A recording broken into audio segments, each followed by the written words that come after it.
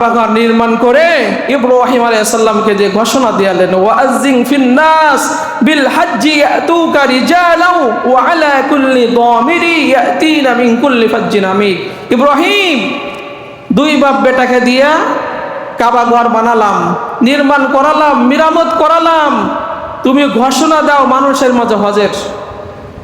ইব্রাহিম আলাইহিস সালাম মাকাম ইব্রাহিমের উপরে দাঁড়ায়া, অথবা কুবাইস পাহাড়ের উপর দাঁড়াইয়া, অথবা সাফওয়া মারওয়া পাহাড়ের উপর দাঁড়াইয়া বলতেছেন, ইয়া আইয়ুহান নাস কুতিবা আলাইকুমুল হজ ফাহাজ্জু, হে মানব সকল, আল্লাহ রাব্বুল আলামিন হজ তোমাদের জন্য যাদের ফরজ করছেন প্রত্যেকে তোমরা হজ করো, এই ঘোষণা দিয়ে দাও।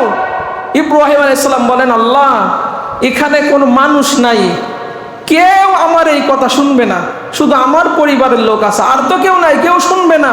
আল্লাহ রাব্বুল আলামিন বলে, ইব্রাহিম, তোমার দায়িত্ব হচ্ছে ঘোষণা দেওয়া, মানুষের কানে কানে পৌঁছায় দেওয়ার দায়িত্ব কার?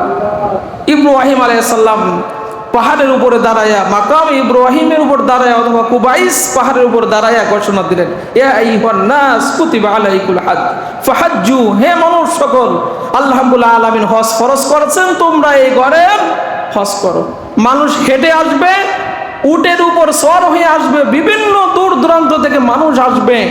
এই কথা ইব্রাহিম আলাইহিস সালাম যখন ঘোষণা দিলেন হজের, আল্লাহ রাব্বুল আলামিন দুনিয়ার সমস্ত পাহাড় মাটির সাথে মিশাই দিলেন, গাছগাছালি নিচু করে দিলেন, পূর্ব থেকে পশ্চিম পর্যন্ত, পৃথিবীর এক প্রান্ত থেকে অপর প্রান্ত, গাছগাছালি, পাথর কণা, বালু কণা, প্রত্যেকটা জায়গা আল্লাহ রাব্বুল আলামিন ইব্রাহিম আলাইহিস সালামের এই আওয়াজ কুদরতিভাবে পৌঁছাই দিলেন। সুবহানাল্লাহ, সুবহানাল্লাহ।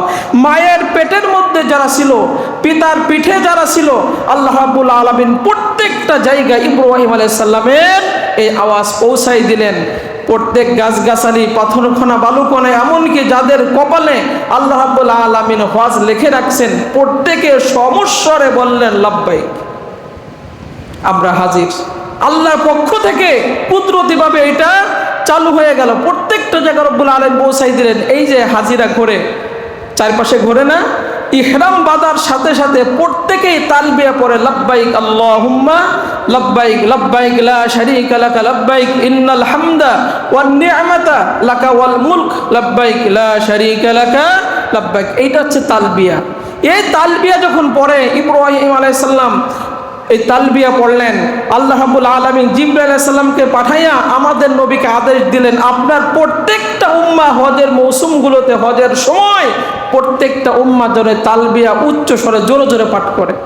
কারণ আপনার উম্মাহ যখন এই তালবিয়া পাঠ করে, লাব্বাইক আল্লাহুম্মা লাব্বাইক, লাব্বাইক লা শারীকা লাকা লাব্বাইক, ইন্নাল হামদা ওয়ান নি'মাতা লাকা ওয়াল মুলক লা শারীকা লাক, লাব্বাইক আল্লাহুম্মা লাব্বাইক, এই তালবিয়া যখন পাঠ করে, তার ডানে বামে, সামনে পিছনে যত পাথর কণা, বালু কণা, যত গাছগাছালি, পৃথিবীর এক প্রান্ত থেকে অপর প্রান্ত পর্যন্ত এই তালবিয়ার আওয়াজ রব্বুল আলামিন পৌঁছিয়ে দেন। আর প্রত্যেকটা পাথর কণা, গাছগাছালি ওই বান্দার সাথে পড়ে, লাব্বাইক আল্লাহুম্মা লাব্বাইক, লাব্বাইক লা শারীকা লাকা লাব্বাইক, ইন্নাল হামদা ওয়ান নি'মাতা লাকা ওয়াল মুলক লা শারীকা লাক, লাব্বাইক আল্লাহুম্মা লাব্বাইক, এই পড়তে থাকে।